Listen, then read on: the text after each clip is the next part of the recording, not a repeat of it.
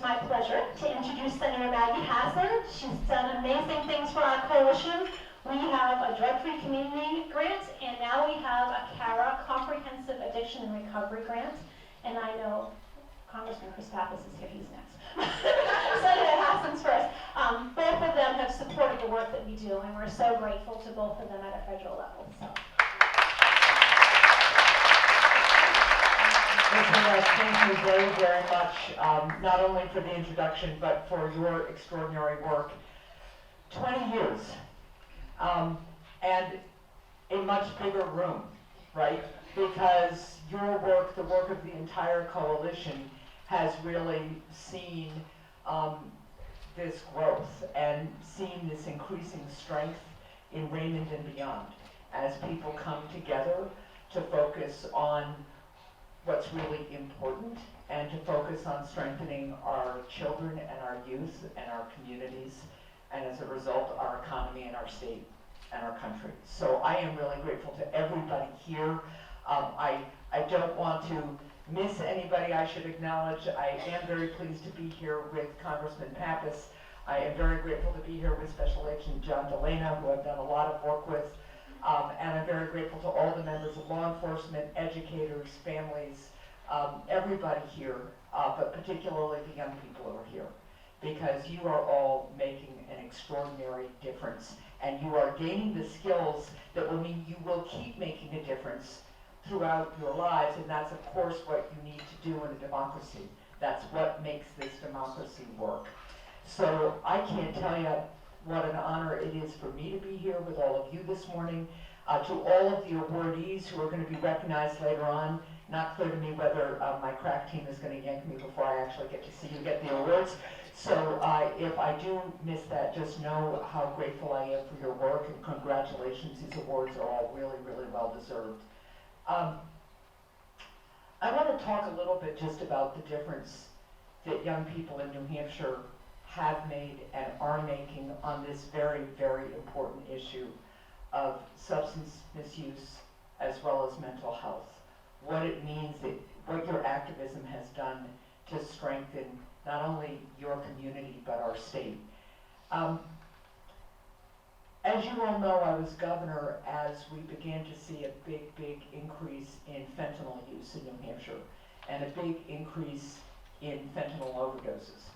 And our first kind of order of business was just to save lives. So we did a lot to try to understand where fentanyl was coming from, to get Narcan into the hands of first responders and to families, save lives, try to figure out how to boost and expand the prevention, treatment, and recovery system we had in New Hampshire. We obviously didn't have enough resources at all.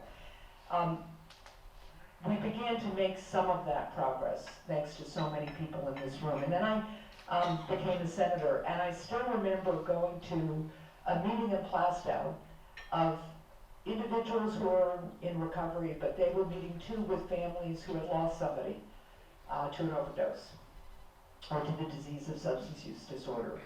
And I still remember a little girl whose name was Jenna.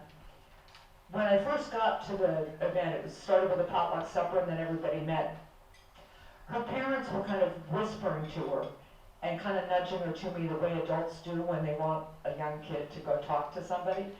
And of course, children being wise are like, why are you pushing me to go talk to somebody I've never met? So finally, as I was leaving the meeting, and it was a tough meeting because there were families there who were still grappling with the loss of a loved one to an overdose. But it was also a hopeful meeting because there were people who were in recovery. And as I left, this little girl finally decided to join me. I said, do you want to walk me to my car?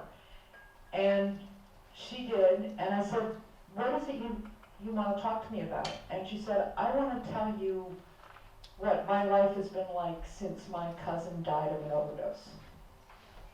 She said, he was like my big brother. She said, he went to jail from time to time, and he just told me that was time out for adults.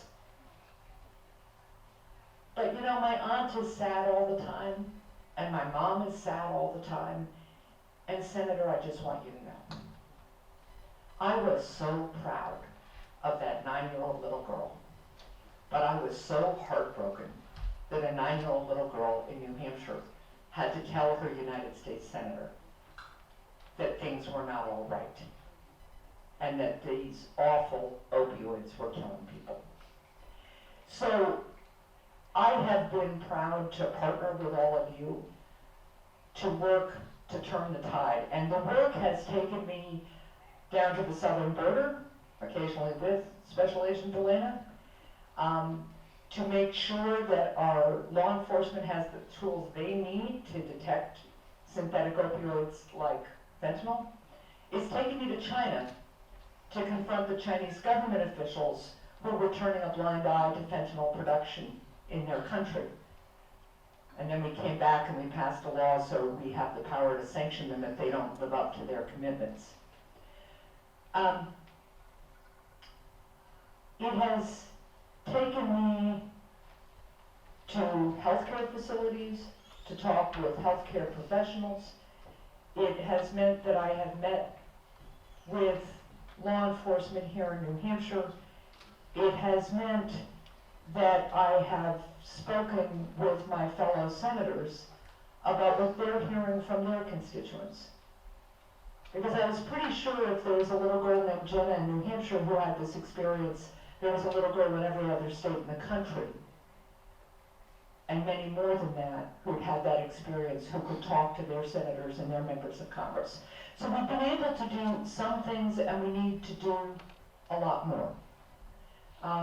We've been able to get a 900% increase in funding for opioid prevention, treatment, and recovery here in New Hampshire to really begin to build out that system that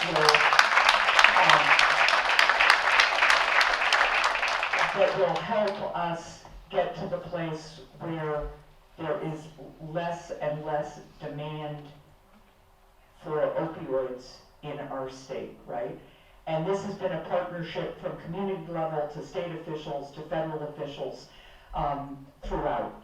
It has meant that I've partnered up with Senator Murkowski from Alaska. We're trying to get rid of the barrier called the X waiver that keeps physicians from being able to prescribe medication-assisted treatment, because we know medication-assisted treatment is the gold standard, right?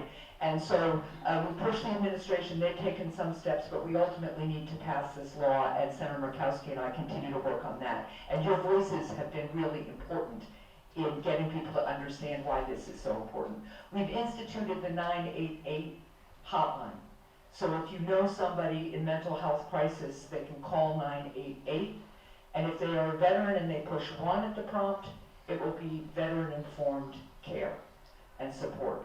We are working to strengthen mental health awareness and give educators the tools they need in schools. And that was a bipartisan effort that Senator Ernst and I did. And we are incentivizing schools to use evidence-based practices as they train up their personnel. And then, of course, we need to increase mental health workforce in New Hampshire and around the country, and that's also something we've appropriated significant dollars to do, something I'm also working with Dartmouth on to try to make sure that we can get people who are trained in substance use disorder and mental health treatment in this state and really fanning out across the state. So that gives you a little bit of an example of what we are working on, but I will come back to the fact we're working on this because of everybody in this room and your advocacy, your ability to connect and make sure that we understand what's happening on the ground. And the work continues to stand up to the opioid manufacturers who, of course, fueled so much of this problem. One of the more recent pieces of outreach I've gotten from a young person in New Hampshire was from a teenager, an adolescent who had spent over a month in an emergency room in New Hampshire for psychiatric emergency care. I know that, again, nonpartisan issue, we are all working together to expand the mental health workforce and mental health treatment capacity in this state, because nobody should go through what that young woman went through, which she wrote about in excruciating detail to me so that I would know what it is like to suffer a psychiatric crisis in New Hampshire and not be able to get appropriate treatment and be isolated in an emergency room for days and days on end. That's something we also have to continue to work on, and that will have a direct connection to the issue that we're addressing here this morning. Last thing, Celeste, I love the way you talked about hope. For me, hope is in this room, hope is in our communities throughout New Hampshire, hope is in our democracy. I want the young people here to think about what it means to live in a democracy and why we value it so, so strongly. We're the live free or die state.